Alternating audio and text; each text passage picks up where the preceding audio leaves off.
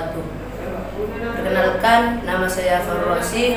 Saya akan membawakan cerita yang mengisahkan tentang seseorang yang sangat kita cintai dan rindukan bersama-sama kita nanti di surganya Allah. Pada kesempatan kali ini, saya akan menceritakan tentang kelahiran Nabi Muhammad SAW. Pada masa itu, ada satu masa yang dikenal dengan masa periode tahun gajah, yaitu suatu masa di mana terjadi penyerangan kota Mekah oleh tentara bergajah di bawah pimpinan Abraha Habasyah yang bermaksud menghancurkan Ka'bah. Dengan kebesarannya, Allah Subhanahu wa Ta'ala menghentikan pasukan tersebut dengan mengirimkan burung-burung ababil yang menjatuhkan batu-batu yang membawa wabah penyakit. Pada masa tersebut bertepatan pada tanggal 12 Rabiul Awal atau 20 April 571 Masehi. Atas izin Allah Subhanahu wa Ta'ala, lahirlah seorang bayi laki-laki dari kandungan ibu yang bernama Aminah. Lahir sebagai anak yatim karena ayahandanya yang bernama Abdullah telah lebih dulu meninggal sejak berusia 7 bulan dalam kandungan. Kehadiran bayi tersebut disambut dengan penuh kasih sayang oleh kakeknya yang bernama Abdul Muttalib. Bayi tersebut dibawa ke kaki Ka'bah, dan di tempat suci inilah bayi tersebut diberi nama Muhammad, suatu nama yang tidak pernah ada sebelumnya. Ya, benar. Bayi laki-laki tersebut adalah Nabi Muhammad SAW. Suri tauladan yang membawa perubahan sangat besar bagi sejarah peradaban dunia. Nabi Muhammad SAW lahir sebagai yatim dan dibesarkan oleh ibunya Aminah.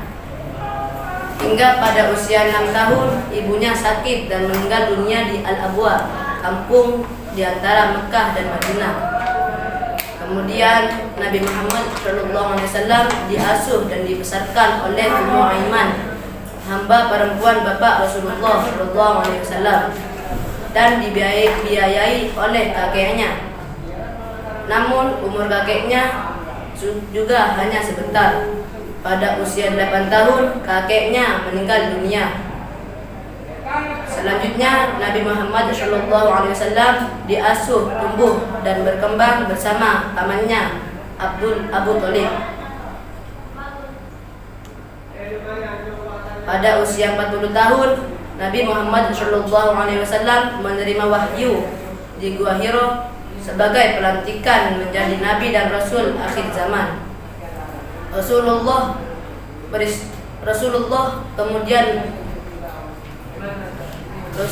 mulai berdakwah secara sembunyi-sembunyi, dan kemudian setelah itu berdakwah secara terang-terangan. Pada tahun ke-11 era Nabi Muhammad SAW terjadi peristiwa yang menyedihkan. Tahun ini sering disebut dengan tahun kesedihan karena pamannya dan istrinya Khadijah wafat pada tahun tersebut.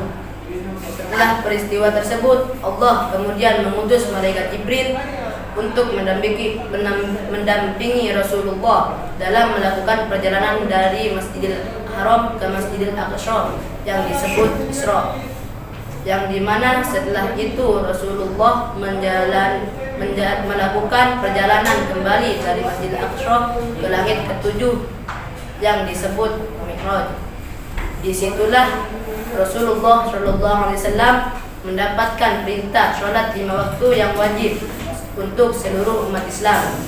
Pada usia 63 tahun, Rasulullah SAW wafat di Madinah Al-Munawwarah pada hari Senin 12 Rabiul Awal tahun 11 Hijriah atau 8 Juni 632 Masehi. Demikianlah cerita Nabi Muhammad SAW yang bisa saya sampaikan. Tentunya cerita ini belum mewakili sejarah Nabi secara keseluruhan. Atas perhatiannya saya ucapkan terima kasih. Mohon maaf atas salah dan khilaf. Wassalamualaikum warahmatullahi wabarakatuh.